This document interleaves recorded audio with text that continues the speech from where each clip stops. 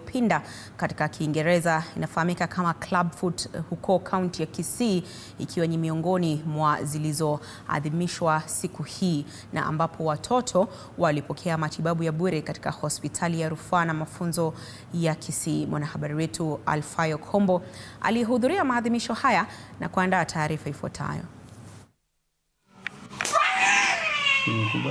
Ni katika wadi ya APDK ndani ya hospitali ya rufaa na mafunzo ya Kisii KTRH,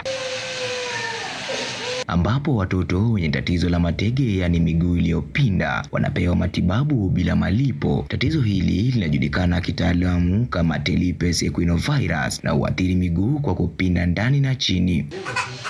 Takwimu toka shirika la afya duniani WHO zinaonyesha kuwa kati ya watoto 1650 hadi 2000 huzaliwa na miguu ya matege kila mwaka nchini Kenya. Zaidi ya 80% ya visa hivi hutokea katika nchi zinazoendelea. Hapa tunatibu watoto ambao wako chini ya miaka miwili. Mtoto akizaliwa tu hivi analetwa kwa matibabu akiwa mdogo. Hapo ndio anaweza kurekebishwa haraka. Kwa hivyo siku ya leo tunaadhimisha siku ya World Clubfoot Day ambayo inaadhimishwa kila tarehe 3 ya mwezi wa 6 kila mwaka. Abednego ni mmoja wa wazazi waliowaleta wana wao kwa ajili ya tiba na sasa amepata tumaini jipya licha ya jamii kumtelekeza. Huyu hapa anatueleza masaibu aliyopitia. Mimi ukweli hata familia yangu walisema ya kwamba hawajai kuwa katika ukoo wetu hawajai zaa mlemavu. Nayo ukweli nikaona ni kama bado nafsi yangu nimedhurumika. Hata mke wangu ni kama akaanza kusema sasa atafanya aje, mala niachie mtoto aende.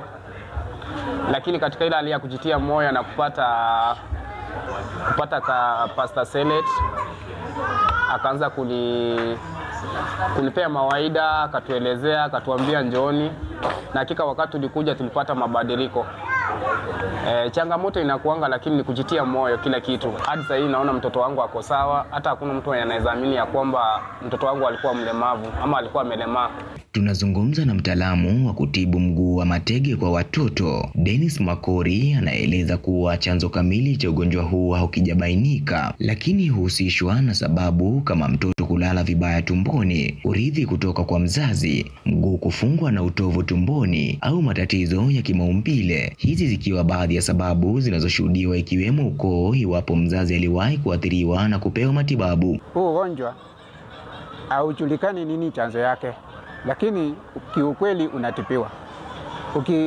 Ukiona mtoto mwenye akona shida ya miguu pinde na hajatibiwa na yule ametibiwa, kuna tofauti kubwa sana. Mwenye ametibiwa anakanyaga vizuri, anatembea vizuri, anavaa viatu kawaida kama mtu mwingine, lakini mwenye hajatibiwa lazima atafutiwe kiatu special yenye inaenda na mguu wake. So leta mtoto wenu afanyiwe matibabu mapema, na akifanywa matibabu mapema anaponya kwa haraka. Kitu ya mwisho nataka kuambia, mtoto akipewa kiatu hiyo iko na chuma, acha ikae hivyo vile iko hivyo.